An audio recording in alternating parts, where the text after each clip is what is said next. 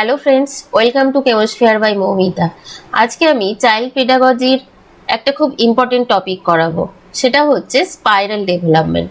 তো এই স্পাইরাল ডেভেলপমেন্টটা কি? এটা হচ্ছে একটা ডেভেলপমেন্টের প্রিন্সিপালস, মানে কিভাবে ডেভেলপমেন্ট হচ্ছে, সেটা ওয়েটা কিরকম, ঠিক আছে, সেটা কোন জিওমেট্রিক প্যাটার্নে হচ্ছে, সেটাই আজকে ডিসকাস করব।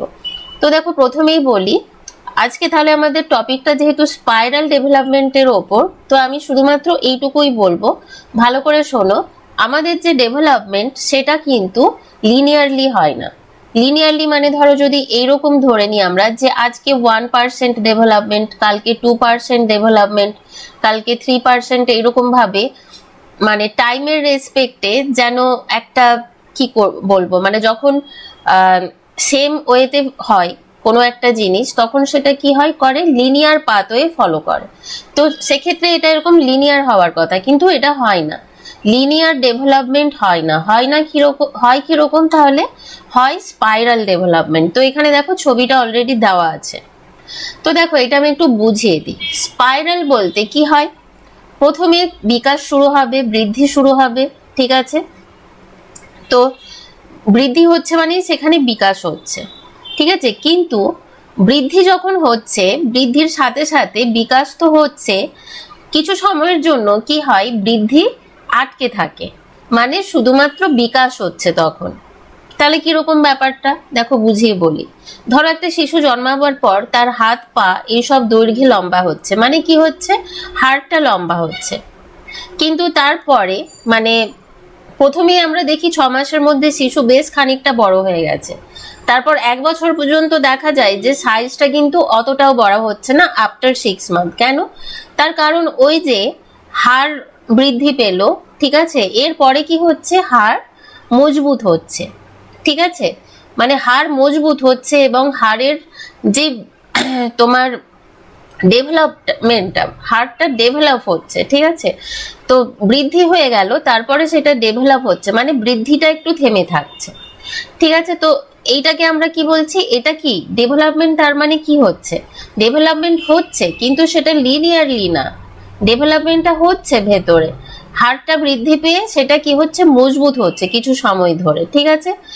সেম ভাবে ধরো, যেমন বাচ্চাদের যেটা আমরা বলি দুধের দাঁত, দুধের দাঁতটা কি হয়, আস্তে আস্তে দেখা যায় 5 বছরের পর দুধের দাঁতটা আস্তে আস্তে, দুধের দাঁত বলতে যেটা শিশু জন্মাবার সময় থাকে, তো সেটা দেখা যায় কি যে 5 বছরের পর সেইটা দাঁতগুলো পড়ে যায়, দিয়ে পার্মানেন্ট দাঁত বেরোয়, ছোট ছোট দাঁত বেরিয়ে সেটা আস্তে আস্তে বৃদ্ধি পায় এবং তারপর সেটা বড় হয় এবং সেটা পার্মানেন্ট দাঁত হিসেবে আমৃত্যু পর্যন্ত থেকে যায়।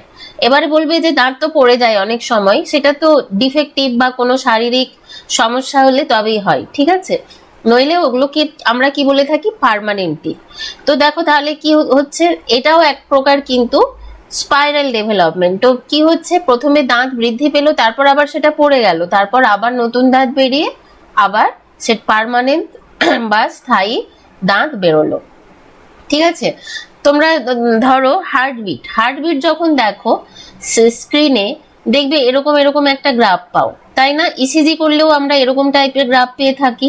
আবার সায়েন্টিফিক কোনো এক্সপেরিমেন্ট করলে, কোনো স্পেকট্রোস্কোপি এই টাইপের কোনো কিছু দেখলে দেখবে সেখানেও দেখবে এরকম টাইপের আমরা কিছু পিক পাই।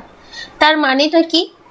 তার মানে হচ্ছে এটাই যে সবকিছুই কি হয়, স্পাইরাল টাইপের, ঠিক আছে। যেমন ধরো কোনো একটা বাচ্চার এই যে 6 থেকে 12 বছর বয়স, এই বয়সটাকে আমরা কি বলে থাকি, আর্লি চাইল্ডহুড।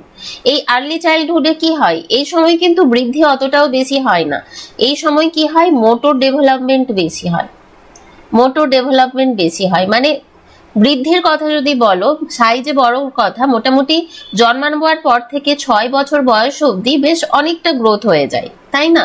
তারপর আস্তে আস্তে কি হয়, তাদের হাড় মজবুত হয়, মস্তিষ্কের ডেভেলপমেন্ট ঘটে, ঠিক আছে, শরীরের বিভিন্ন অর্গান সেইগুলো ডেভেলপমেন্ট ঘটে 6 থেকে 12 বছরের মধ্যে। মোটর ডেভেলপমেন্ট, তারা সূক্ষ্ম সূক্ষ্ম কাজ করতে শেখে, ঠিক আছে, বুদ্ধি খাটিয়ে বিভিন্ন রকমের তারা খেলাধুলো করে, পড়াশুনো করে। তো এই সময়টাই কি হয়, যেন চোখে আমরা বুঝতে পারি না যে খুব তাড়াতাড়ি ডেভেলপ হচ্ছে বলে। তার মানে কি হচ্ছে, ডেভেলপমেন্ট শুরু হচ্ছে, তারপর সে কিছুটা কনসলিডেট হচ্ছে, যে পিছিয়ে আসছে, এটাকে বলে কনসলিডেশন।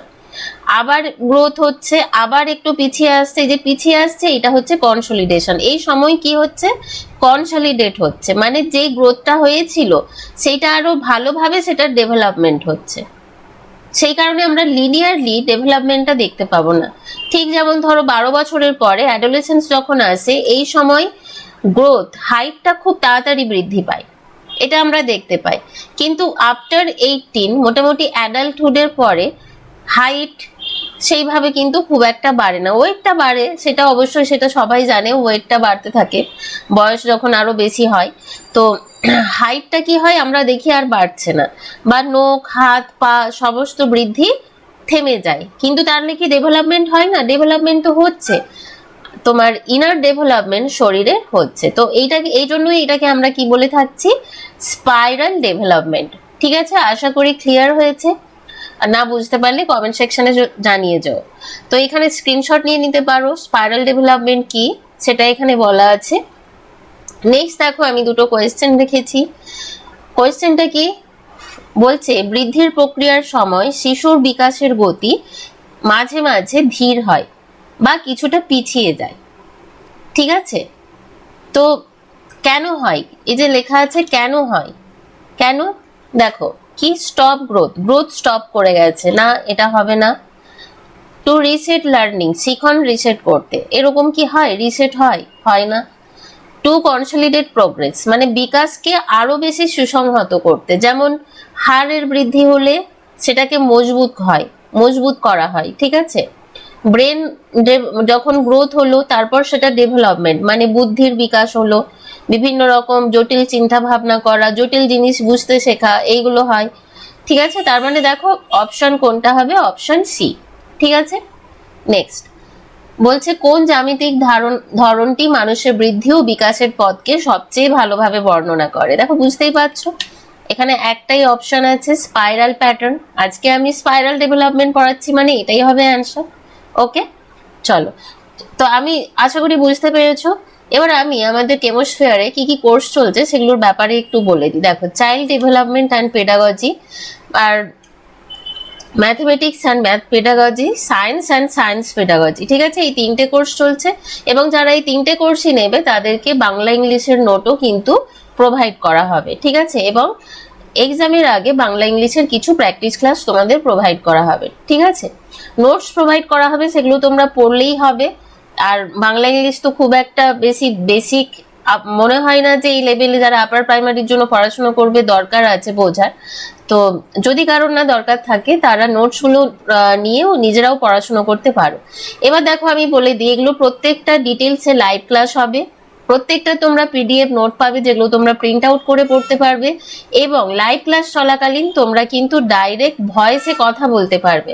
অ্যাপের মধ্যে হ্যান্ড রেজ করলে সেটাকে আমি পারমিশন দেবো, এবং তোমরা ডাইরেক্ট আমার সাথে কথা বলে ক্লাসে প্রবলেম সলভ করতে পারবে। এছাড়াও অল টাইম এই নাম্বারে তোমরা হোয়াটসঅ্যাপে কন্ট্যাক্ট করেও আমার সাথে কোনো প্রবলেম ডিসকাশন করতে পারবে। ঠিক আছে, সেটাতে কোনো অসুবিধা নেই। যারা এক্সিস্টিং স্টুডেন্ট আছে তাদের কাছে তোমরা ফিডব্যাক নিতে পারো। ঠিক আছে, পুরো ব্যাপারটাই একদম খুব ফ্রেন্ডলি। এবং এখানে তোমরা যদি লাইভ ক্লাস মিস করো, রেকর্ডেড ভিডিও তো অবশ্যই পাবে। ঠিক আছে, এবং প্রত্যেকটার প্র্যাকটিস ক্লাস সাথে পেডাগজির পোর্শন খুব কেয়ারফুলি ক্লাস করানো হচ্ছে। তোমরা চাইলে জয়েন করতে পারো। প্রত্যেকটা কোর্স আলাদা করে পারচেস করতে হবে, নিয়ার 500 করে ফিস আছে। এবার যদি কারোর মনে হয় যে না আমি শুধু সিডিপি পড়বো, সে শুধু সিডিপি পড়তে পারো, শুধু সিডিপিটাই পারচেস করবে, শুধু সায়েন্স পড়তে চাইলে সায়েন্স পারচেস করবে, আর ম্যাথ পড়তে চাইলে ম্যাথ পারচেস করবে। কেউ তিনটে চাইলে তিনটেই পারচেস করতে পারো, সেক্ষেত্রে আমার সাথে একটু কন্ট্যাক্ট করে নেবে। ঠিক আছে, আর দেখো এছাড়াও কেমিস্ট্রির ক্লাস চলছে। কেমিস্ট্রি যারা টিচিং রিক্রুটমেন্ট এক্সামের জন্য প্রিপারেশন নিচ্ছ তারা জয়েন করতে পারো, অনলি যাদের কেভিএস সিএমআরএস টার্গেট আর যাদের সবকিছুই টার্গেট, মানে WBSLST WBPSC teacher recruitment exam, তারা জয়েন করতে পারো। ঠিক আছে, কেমিস্ট্রি এক্সেলেন্স। আর একটা নতুন কোর্স লঞ্চ হয়েছে রিসেন্ট, কেমিস্ট্রি অ্যাক্সিলারেটর, ওটার জন্য তোমরা আমার সাথে ডিটেলস জানার জন্য এই নম্বরে কন্ট্যাক্ট করে নেবে। এখন কিন্তু ডিসকাউন্ট চলছে সব কোর্সগুলোতে, তাই পারলে তাড়াতাড়ি তোমরা জয়েন করতে পারো। চলো নেক্সট আবার কোনো টপিক নিয়ে আসবো। Thank you.